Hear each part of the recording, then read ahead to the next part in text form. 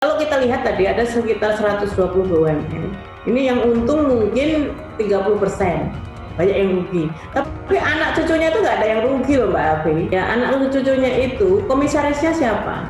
BUMN induknya gitu loh. Perusahaan induknya bisa boleh untung, boleh rugi. Tetapi kan perusahaan anak cicitnya untung semua. Ya, jadi CEO BUMN ya nggak ada yang tekor gitu, karena sebagai komisaris, sebagai ini kan tetap penghasilannya tetap tinggi gitu.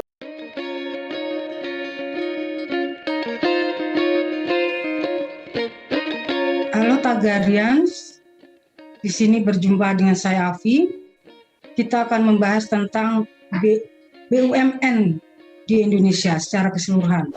Banyak yang memuji Erick Thohir, Menteri BUMN, bahwa di tangan dingin Erick Thohir banyak BUMN sakit menjadi sehat.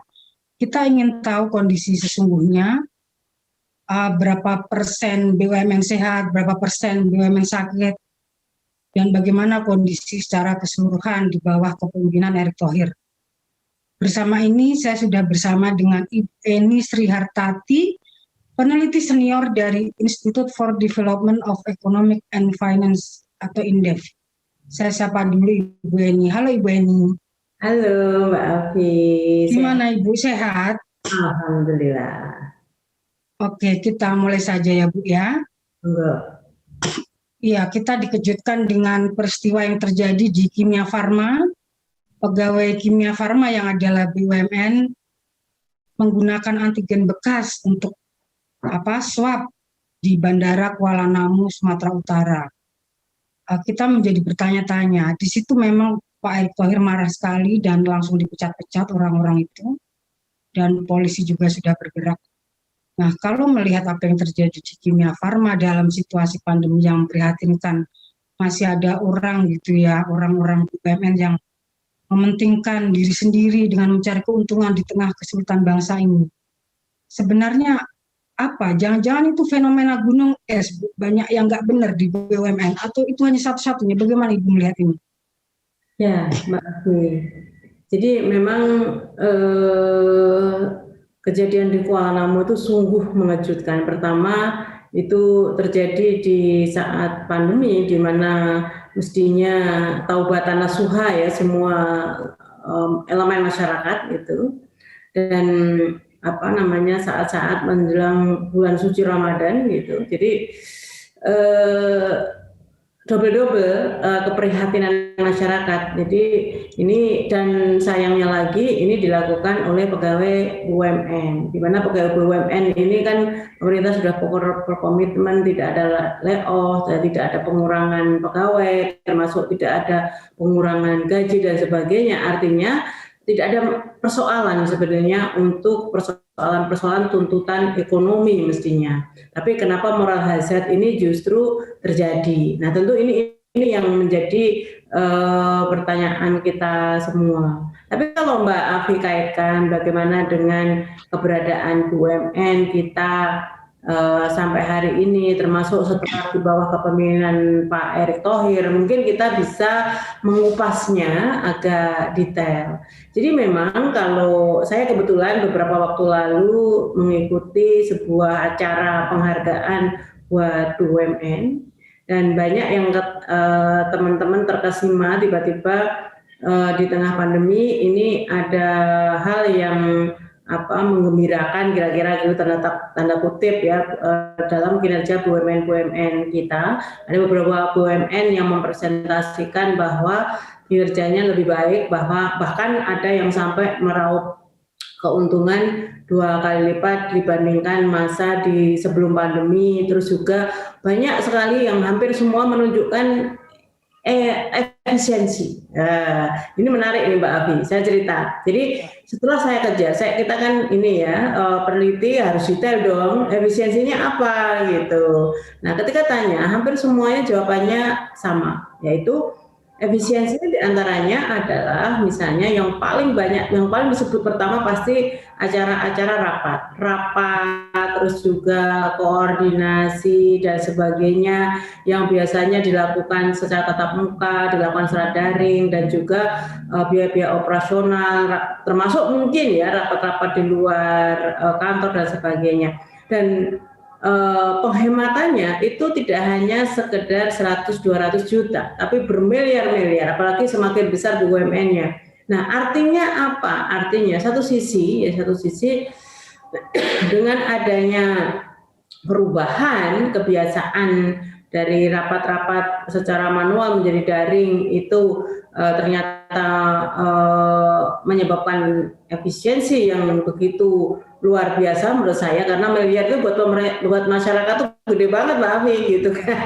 Itu UMP berapa ribu orang kalau sudah miliar gitu kan. Nah, tetapi di sisi lain kan kita jadi pertama, loh berarti selama ini biaya operasional untuk sekedar koordinasi rapat-rapat itu sebesar itu gitu kan. Kalau penghematannya aja sebesar itu berarti kan biayanya lebih besar dari penghematannya dong, benar nggak? Logika sederhana. Betul. Nah itu sumber energi. Jadi buat saya kalau selama Pak Erik dibilang tadi Mbak Afi menanyakan apakah setelah kepemimpinan Pak Erick Thohir ini banyak BUMN yang mulai sehat, moncer dan sebagainya. Ya kalau dilihat dari indikator-indikator statistik tadi itu bahwa hampir semua BUMN menyatakan bahwa terjadi efisiensi. Nah, itu bisa jadi benar gitu kan, datanya memang menunjukkan seperti itu. Tapi kalau dilihat lebih detail lagi, diantaranya salah satu case yang tadi saya sebutkan, benar nggak itu sebuah efisiensi yang benar-benar berdampak kepada perubahan kinerja dari BUMN. Jangan-jangan nanti setelah ada efisiensi karena rapatnya daring dan sebagainya, kinerjanya juga menurun gitu kan. Nah ini yang belum kita cek. Nah kedua adalah yang pasti sebenarnya kita harapkan transformasi ke teknologi digital, dan kita dipaksa betul selama pandemi ini kan terjadi transformasi yang luar biasa dari yang semuanya harus dengan manual, ini bisa dengan teknologi dan juga mengontrol operasional dari mesin-mesin dan sebagainya juga bisa dilakukan dengan teknologi dan sebagainya gitu kan. Nah persoalannya berapa dampak dari penurunan biaya operasional? Artinya bagaimana teknologi ini bisa dioptimalkan dalam mereduksi biaya-biaya operasional yang selama ini dalam tanda kutip high cost. Nah ini juga belum terjawab. Jadi banyak sekali kalau kita melihat apakah memang perbaikan dari kinerja BUMN yang tadi disebutkan dan dibanggakan itu konkret terjadi atau tidak. Tapi di sisi lain ya ada satu data juga yang bisa kita tampilkan sebenarnya bagaimana tingkat utang BUMN kita ya sebenarnya tidak hanya selama pandemi tapi 2029-2020 itu terjadi peningkatan yang luar biasa, terutama di mana? Di BUMN karya. Jadi hampir semua BUMN karya kita ini cash flow-nya bermasalah dan tingkat pengembalian utang ya itu juga semuanya dalam istilah yang mungkin gampang dipahami masyarakat megah-megah. Nah, ini yang berbahaya juga. Jadi mungkin ya karena ini BUMN karya tidak krusial BUMN keuangan. Keuangan itu kan satu aja yang bermasalah gitu, seperti di BUMN karya kita itu sudah bisa berpotensi sistemik gitu kan, kayak Senturi dulu kan. Nah, tapi ini BUMN karya, hampir semua BUMN karya bermasalah, ini rasanya masih cukup tenang gitu, karena mungkin efek sistemiknya tidak seperti yang di sektor keuangan. Nah, tetapi kalau BUMN karya ini kita posisikan dalam target untuk mengejar infrastruktur, untuk mengejar ketertinggalan kita di dalam pemenuhan berbagai macam proyek-proyek strategis nasional dan sebagainya gitu. Dan posisi mereka bermasalah di internal. Artinya mereka menyelesaikan persoalan dirinya sendiri aja tidak mampu. Nah, bagaimana berperan untuk menjadi agent of development untuk mengejar berbagai macam ketertinggalan infrastruktur, pemenuhan berbagai macam kebutuhan infrastruktur atau proyek-proyek strategis nasional. Nah, jadi menilai tadi istilah sistemik dan tidak sistemik ini juga harus hati-hati menurut saya, karena sekilas memang tidak menimbulkan ras masyarakat tiba-tiba antri di bank seperti sistemik di sektor perbankan. Tetapi kalau ya peran-peran strategis BUMN atau peran dari BUMN strategis kita ini menjadi loyo, ya menjadi tidak berdaya gitu, ini kan akan mengganggu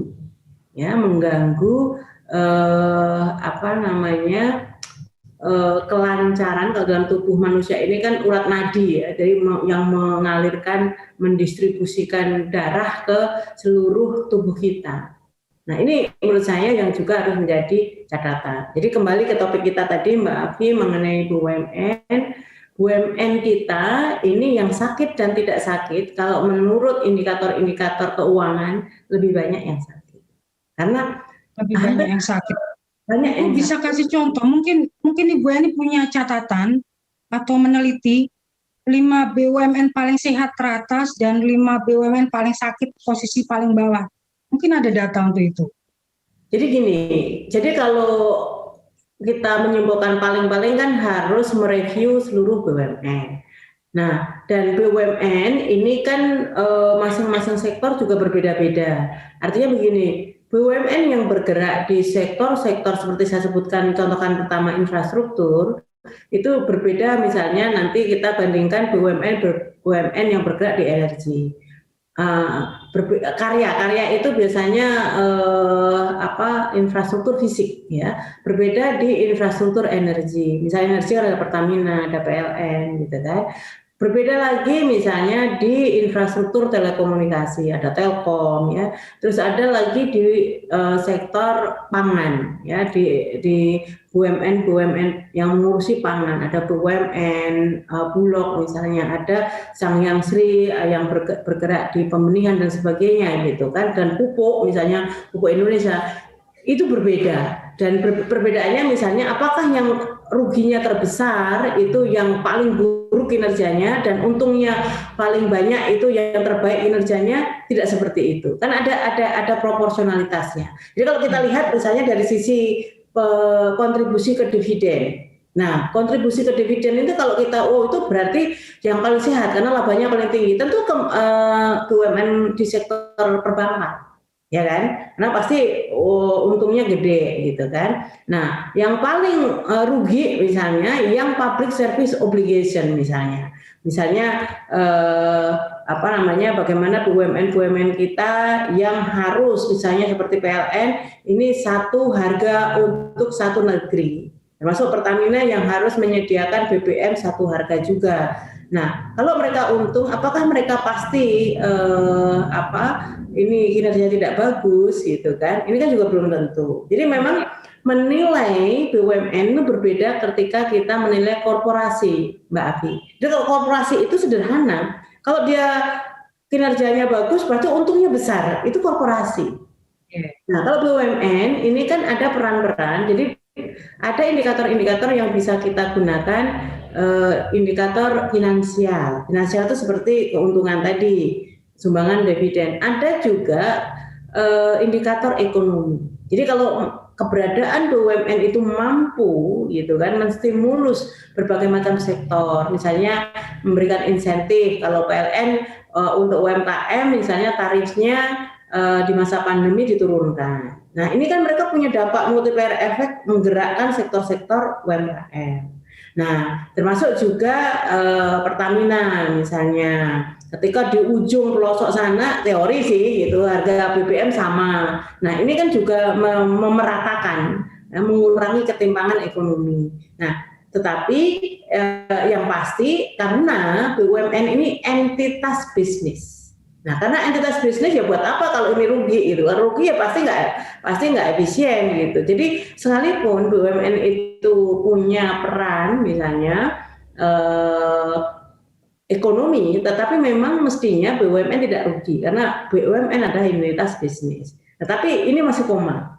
Nah, entitas sekarang kita mau menempatkan BUMN yang fungsinya benar-benar sebagai public service obligation seperti Bulog ini, apakah entitas bisnis apa tidak gitu kan? Karena Bulog itu memang bukan BUMN entitas bisnis mestinya, karena Bulog itu seperti namanya badan logistik. Logistik itu bukan entitas bisnis.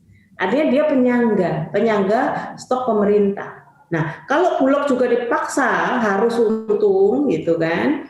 Walaupun tidak, saya juga nggak setuju kalau Bulog boleh rugi. Gitu. Tapi kalau dipaksa harus untung, tentu tidak benar.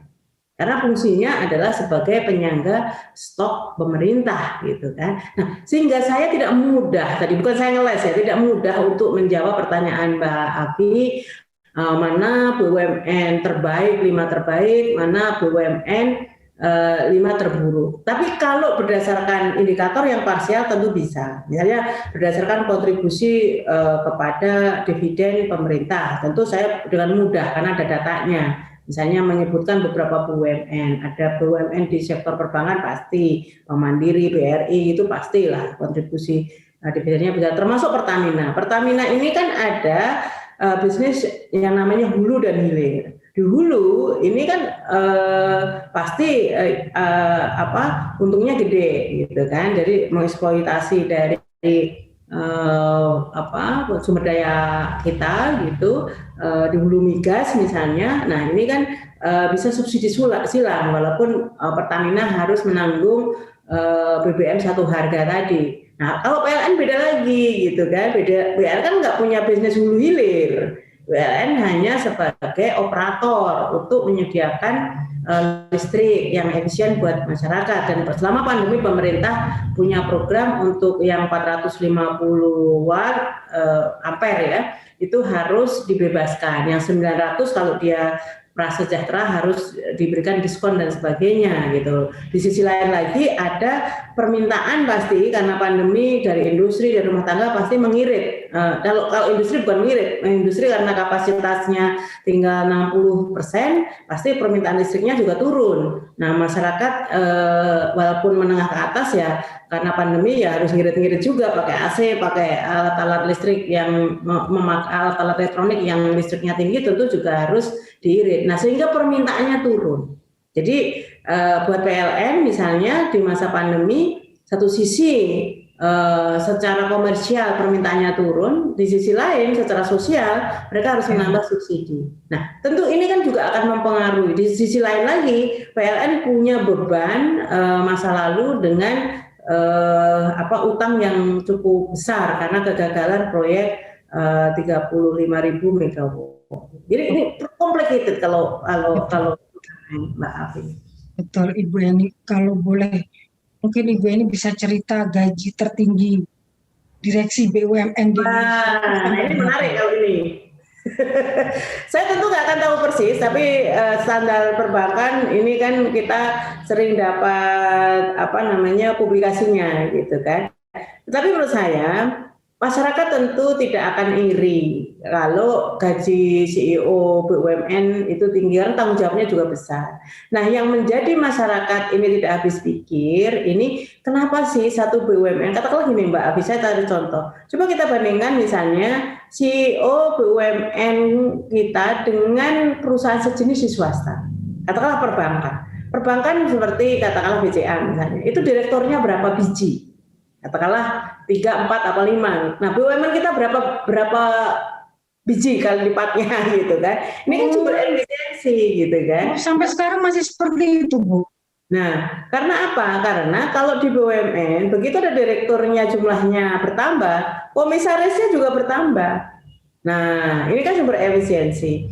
Saya misalnya di BUMN, PLN misalnya itu belasan. Saya nggak tahu untuk sekarang direkturnya gitu. Walaupun kalau PLN mungkin masih ada toleransi karena ada regional, daerah-daerah kan. Itu setara dengan katakanlah direksi gitu, direktur gitu. Mungkin masih bisa jadi. Tapi buat saya juga tidak bisa dijustifikasi. Mestinya kan tuh area manajer gitu kan. Kalau area kan manajer bukan direktur. Kalau direktur itu kan bidang. Ya, bidang produksi, bidang apa gitu kan, itu belasan.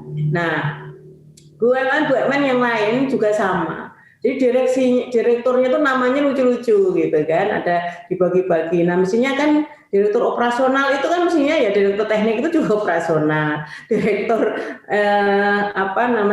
teknologi apa dia juga operasional. Itu kan bisa menjadi satu kesatuan koordinasi gitu kan. Karena direktur itu kan sebenarnya fungsinya semacam Menko kan, jadi mengorganize, mengkoordinasikan, mengkonsolidasikan.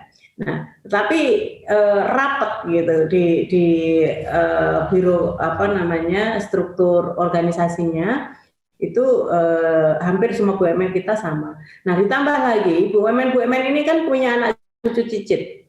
Yeah. Nah, jadi ini juga sumber persoalan menurut saya. Jadi banyak BUMN, kalau kita lihat tadi ada sekitar 120 BUMN, ini yang untung mungkin 30%, banyak yang rugi. Tapi anak cucunya itu nggak ada yang rugi loh Mbak Afi, untungnya gede-gede. Nah, anak cucunya itu komisarisnya siapa? BUMN induknya gitu loh. Jadi perusahaan induknya kalau saya bisa bikin job gitu, perusahaan induknya bisa boleh untung, boleh rugi. Tetapi kan perusahaan anak cicitnya untung semua. Ya, jadi CEO BUMN ya nggak ada yang tekor gitu, karena sebagai komisaris, sebagai ini kan tetap penghasilannya tetap tinggi gitu. Nah, ini yang seperti dulu job untuk ASN. ASN pendapatannya boleh gajinya lebih bisa kecil. Tapi pendapatannya ya jangan ditanya gitu kan, beda antara pendapatan dan gaji kan gitu. Nah, itu juga terjadi di BUMN kita. Nah, jadi itu menjawab kenapa seorang pejabat kalau dilihat data gaji kecil tapi hidupnya sangat mewah, rumahnya megah, itu menjawab itu ya Bu ya. Bisa jadi gitu kan, karena prakteknya itu hampir semua anak perusahaan, cucu cicit perusahaan dari BUMN itu ya komisarisnya pasti CEO BUMN-nya. Gitu. Nah, ini itu masih berlanjut sampai sekarang di bawah Pak Erick itu masih dibiarkan begitu? Masih. Ya, praktek itu masih terjadi sampai dengan sekarang. Makanya sebenarnya kalau pemerintah membuat sebuah wacana ingin melakukan holding ataupun juga ini BUMN itu harus jelas dulu konsepnya. Konsepnya apa? Karena yang namanya holding itu kan bagian dari aksi korporasi namanya. Nah, aksi korporasi itu acuannya itu sederhana Mbak Afi, yaitu mampu meningkatkan efisiensi atau tidak. Jadi kata kuncinya itu seluruh aksi korporasi itu pasti ini demi efisiensi gitu. Artinya kalau efisiensi itu kan nggak selalu sekali lagi berkonotasi finansial kalau BUMN. Tetapi yang pasti ini meningkatkan efisiensi. Efisiensi di dalamnya kan ada peningkatan daya saing. Nah, kalau hanya sekedar menggabungkan, menyatukan, tetapi justru membuat high cost ekonomi, itu bukan holding, bukan aksi korporasi yang baik. Saya contoh misalnya, ada BUMN yang disatukan dari yang mengurus misalnya BUMN pupuk itu kan butuh energi. Nah, dia bikin anak perusahaan yang mensupport energi untuk pupuk misalnya. Nanti untuk distribusi dia bikin ada perusahaan yang untuk distribusi dan sebagainya. Nah, pertanyaannya, kalau anak-anak perusahaan yang mensupport induknya tadi tidak bekerja secara efisien, yang penting itu satu grup, itu membuat high cost atau membuat efisiensi. Nah, karena kalau energi pasti ini secara teoritis ya pasti spesialisasi. Kalau dia memang profesional dan juga usahanya fokus di pengadaan energi, mestinya dia akan lebih murah, lebih efisien. Katanya listrik misalnya. Listrik yang disediakan disupport oleh anak-anak perusahaan beberapa BUMN yang bikin holding tadi dengan yang disupport PLN, logikanya mestinya PLN dong, secara skala usaha ini kan lebih besar PLN. Nah, masa iya skala usahanya besar malah tidak efisien gitu kan? Nah, sehingga konsep holding ini yang juga harus diluruskan. Jadi holding itu tidak hanya sekedar penyatuan gitu, tapi holding ini adalah kolaborasi yang harus meningkatkan efisiensi dan daya saing. Mestinya itu yang menjadi misalnya indikator. Artinya rencana holding BUMN yang disampaikan Pak Jokowi dan Erick Thohir itu belum menyentuh apa yang Ibu ini sampaikan ya? Tidak selalu, jadi tergantung. Ini kan ada beberapa wacana holding, misalnya holding untuk seluruh yang bergerak di BUMN pelayaran misalnya, kayak yang di Pelindo ini kan mau ada holding. Jadi tidak ada lagi Pelindo 1, Pelindo 2, Pelindo 3 gitu kan. Ini untuk sekaligus juga selain meningkatkan kerjasama juga supaya tidak ada perbedaan ya. Jadi kalau sekarang ini kan yang maju ini pasti Pelindo-Pelindo yang ada di Jawa gitu. Pelindo-Pelindo yang di luar Jawa kan nggak ada yang ngurus infrastrukturnya gitu kan. Nah, jadi kalau satu holding ini kan juga nanti ada persamaan treatment, ada equal, terus ada juga standar prosedur. Jadi kalau mau bongkar di sana nanti cara ngangkutnya di ujung atau di pelabuhan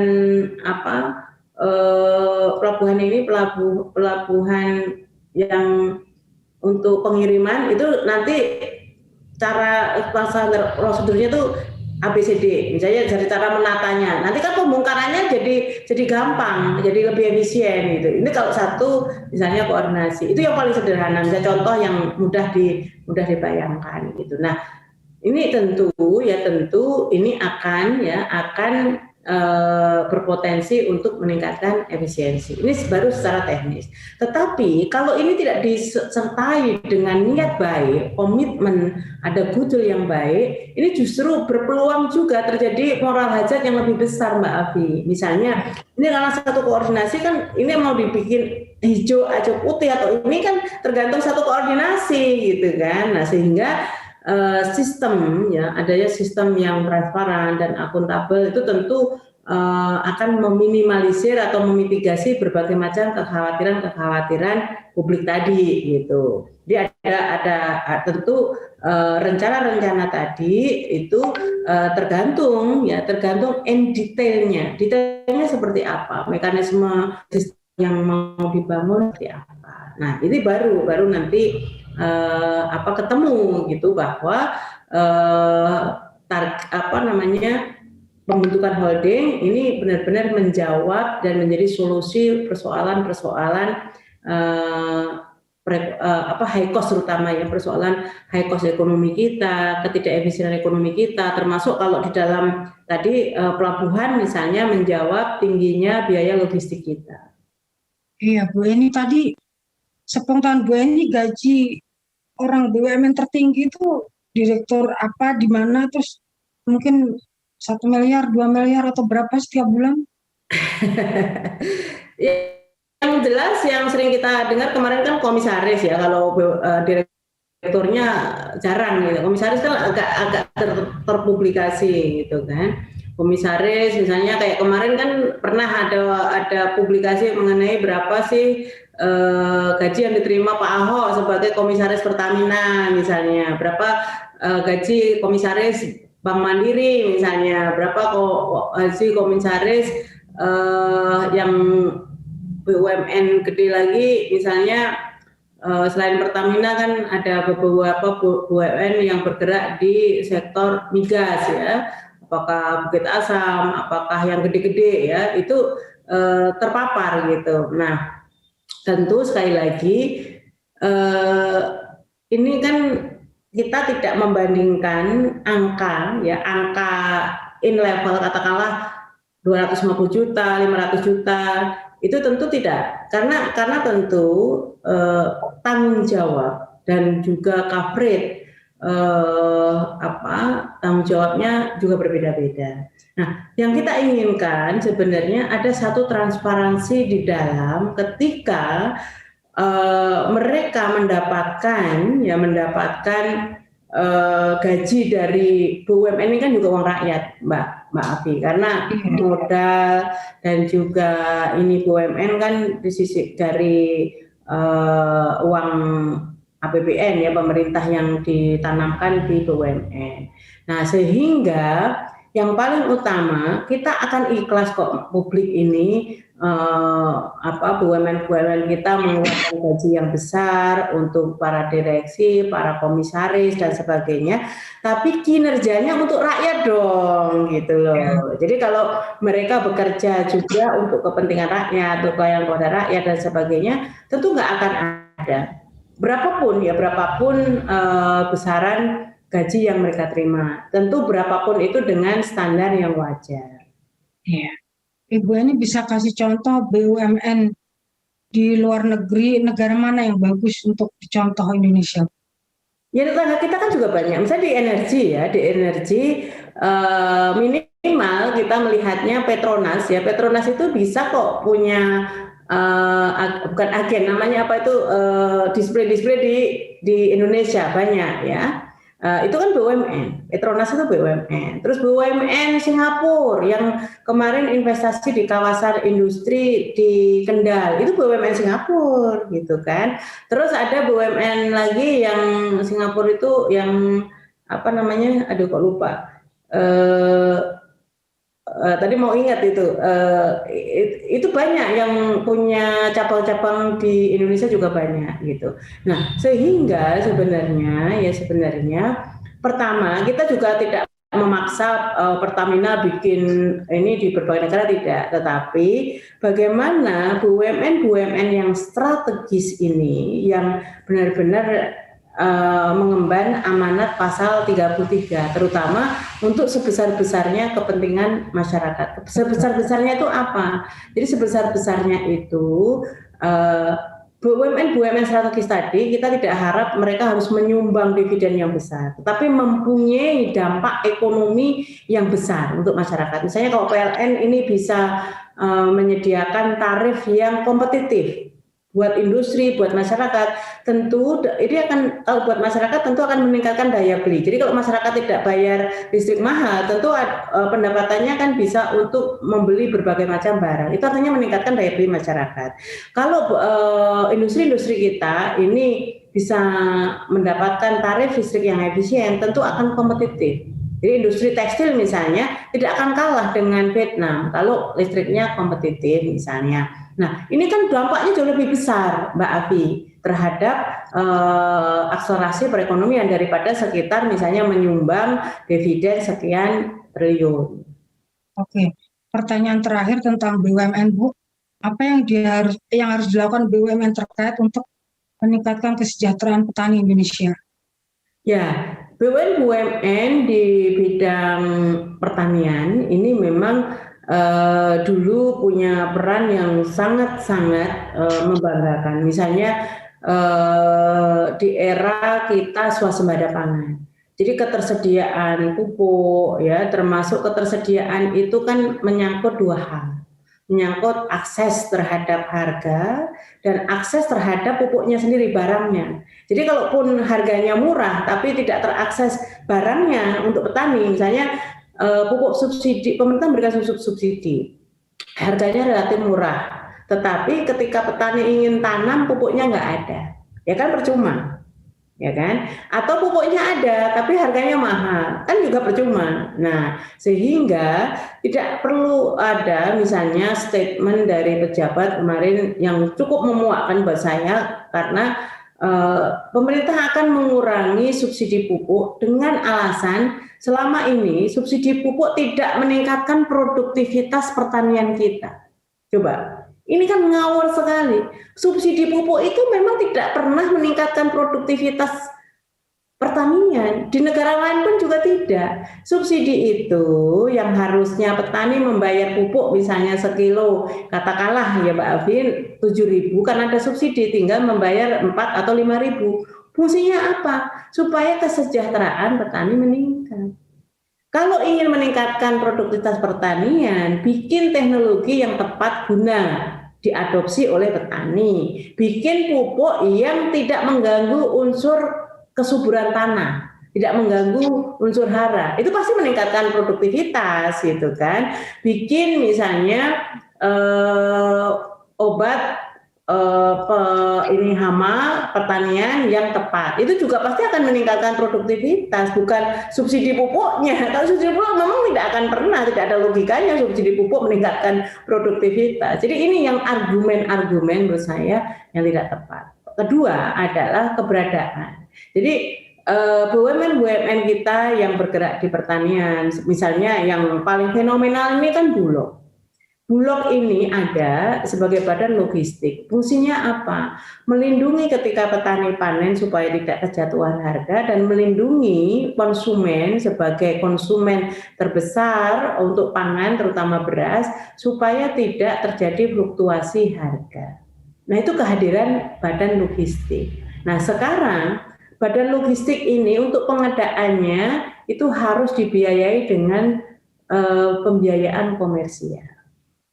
Kedua, ya, mereka harus beli dengan harga yang namanya HPP, harga pembelian pemerintah.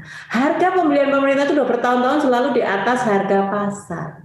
Nah, kalau HPP-nya di atas pasar, ya Bulog pasti nggak akan bisa beli dari petani, gitu kan?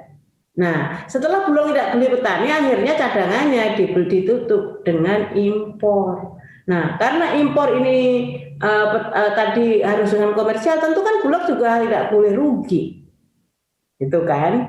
Nah, sehingga ini tidak punya peran kontribusi untuk melindungi petani. Nah, sementara yang namanya harga konsumen, Mbak Afi, harga konsumen ini sekarang sudah tidak ditentukan lagi dengan kepemilikan stok oleh pemerintah. Yang menentukan harga konsumen itu di yang namanya pasar Cipinang, pasar induk Cipinang yang pusat grosir beras.